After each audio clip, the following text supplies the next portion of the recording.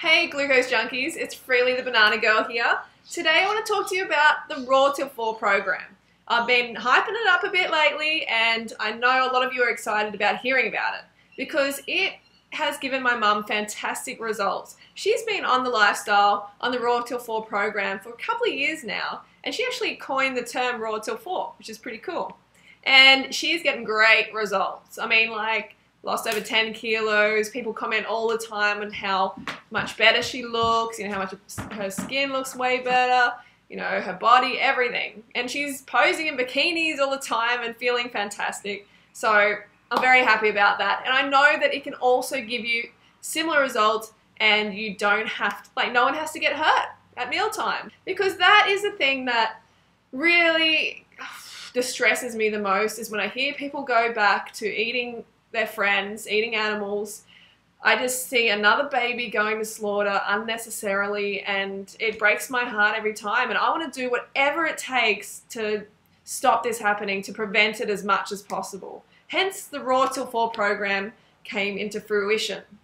So I'm just going to run you through some quick principles. I don't want this video to be too long because there is a risk of it being too long because I have a lot of kind of guidelines I want to go through, but I'm going to try and do it as quickly as possible, and please listen because it's going to be worthwhile for you. Like, another thing that I see a lot is people who do the raw vegan or the vegan path and they eat too much fat. They get totally fatted out on their nuts, their tahini, the oils, whatever, and they end up going back to eating animals, and they feel terrible, they end up damaging their health. So this is another thing I want to prevent. I'm all about carbs, baby. I'm honestly all about carbs, and I want to help you be all about carbs too, because I know how fantastic it is for our health, for the environment, for just all general well-being. So let's get into the principles.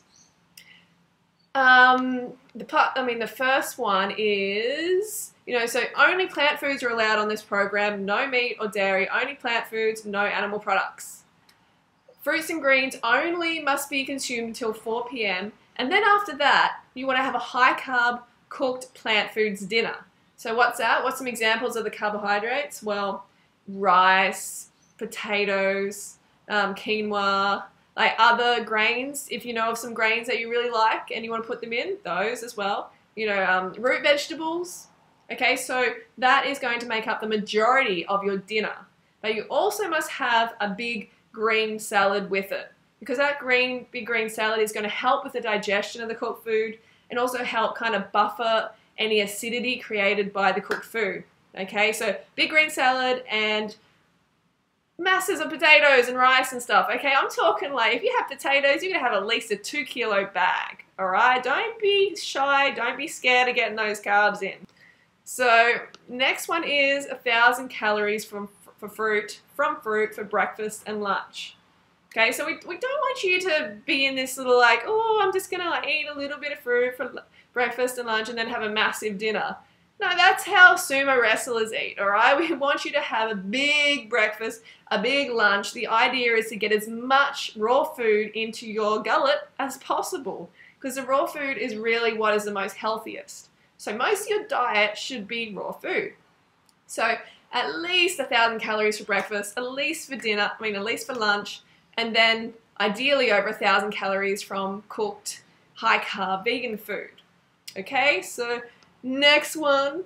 A lot of people ask me about salt, and they're like, oh, what do I do instead of salt? Well, a good thing to do is lemon juice. Lemon juice can actually taste really quite salty.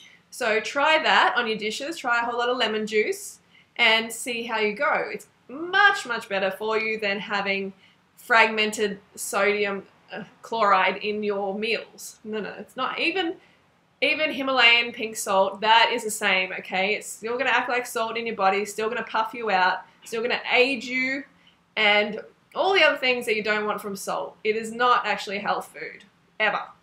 So you want to eat as minimally processed as possible, okay? Whole foods, whole plant foods.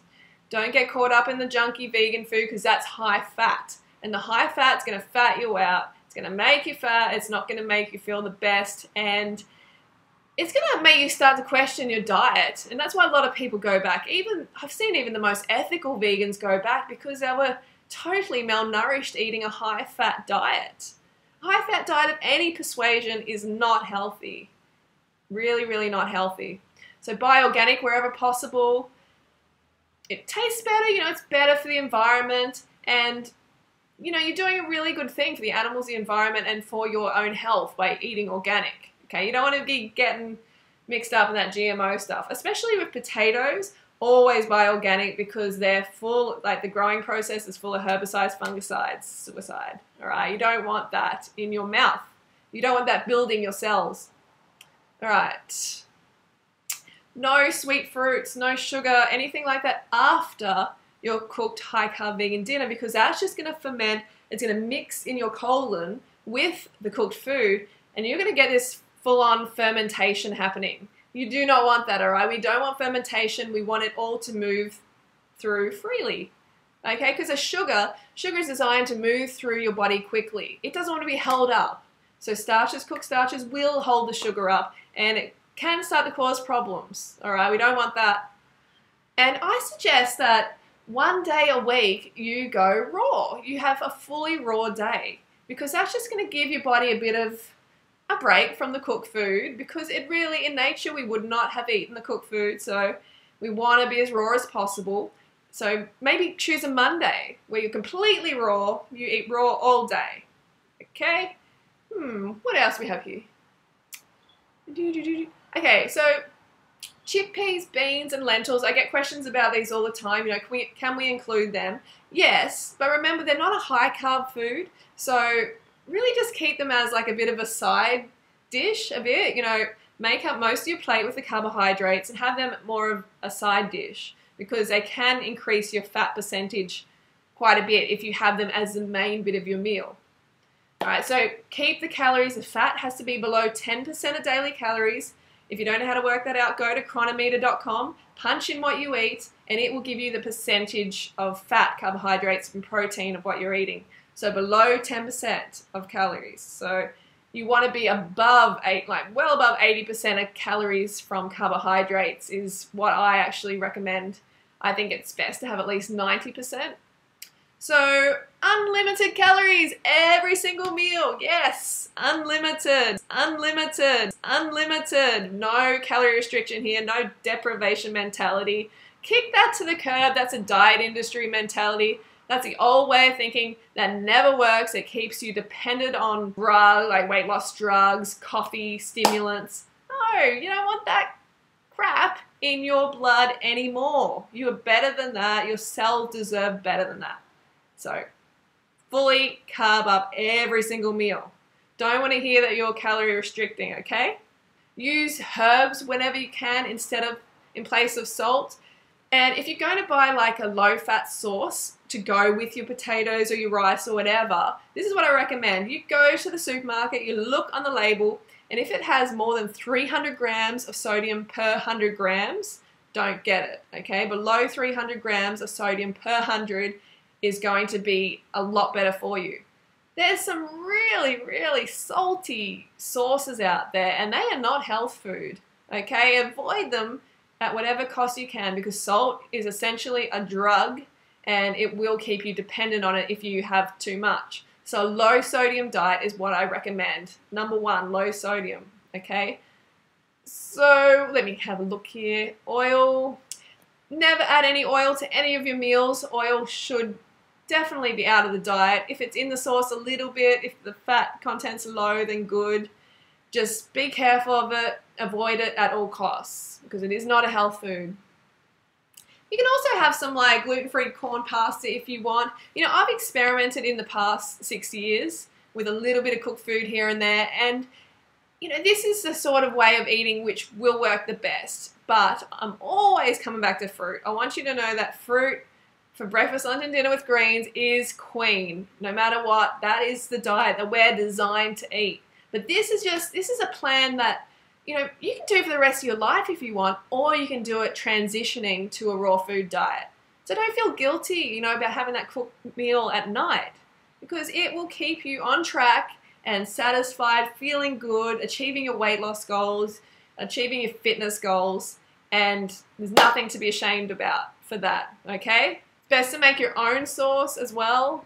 So remember, you will need to drink more water, okay? This is 10 minutes 40 now, so I'm going to try and wrap it up. You need to drink more water on this program because the cooked food does take water from your body to digest it, because cooked food is very low in water because it's essentially had the water cooked out of it. When you eat a lot of fruit, the water's still present, okay? So it still plumps your cells up.